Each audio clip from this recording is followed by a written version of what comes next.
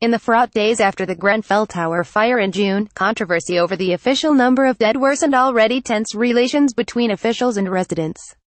Day after the fire, the death toll released by the police stood at 17, and the next day it jumped to 30, at a time when a quick count of the photographs of the missing stuck to the walls and fences surrounding the building suggested the real number was much higher.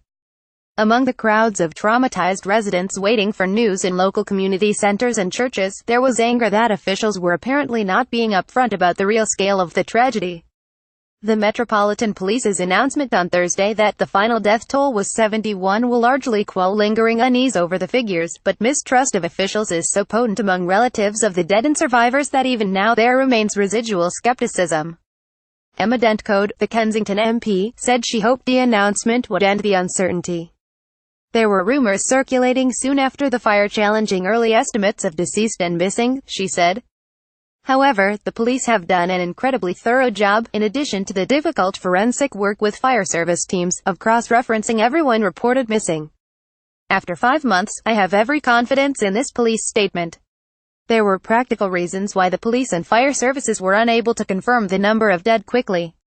The day after the fire, the top of the building was still burning and the fire service was unable to reach the upper floors. Even when they were able to access the top, the heat had been so catastrophic that it was clear the identification of bodies would not be easy. But in the absence of clear information, rumors about hundreds of victims quickly took hold.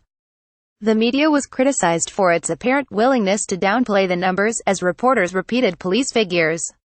Groups of grieving survivors took to the internet to research and compile independent death tolls, coming up with much higher numbers.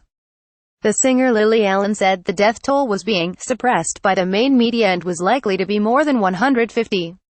Local Labour councillor Robert Atkinson said difficulties were intensified because the council did not appear to have clear lists of who was living in the block, amid concern over illegal subletting.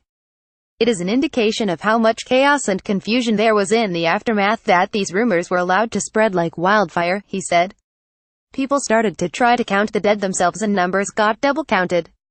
It was absolutely shambolic. While I accept the police and coroner's office had to be cautious because of the complexity of the site, it created a rumor mill.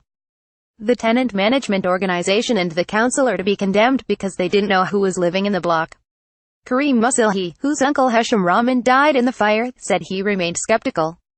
Given that 223 people were known, through analysis of CCTV footage, to have escaped the building, he questioned whether 293 was a plausible number of people to have been in a block with 124 flats at the time of the fire. It just seems really low, he said. We still don't know if there were people there who had immigration issues, whose relatives are too scared to come forward, or if there were people who had no family in the UK. I don't know if people will continue to question it. But he said most families were looking beyond the death toll, towards the bigger question of what caused the fire. Musilhi, who has been named as an official participant in the public inquiry, said there was widespread exhaustion among survivors and relatives. We are grieving and we are sick of fighting with the police and council over the numbers, he said. Our anger and frustration with the police has died down a bit. We understand what a big job they have with this, and we want to work with them side by side.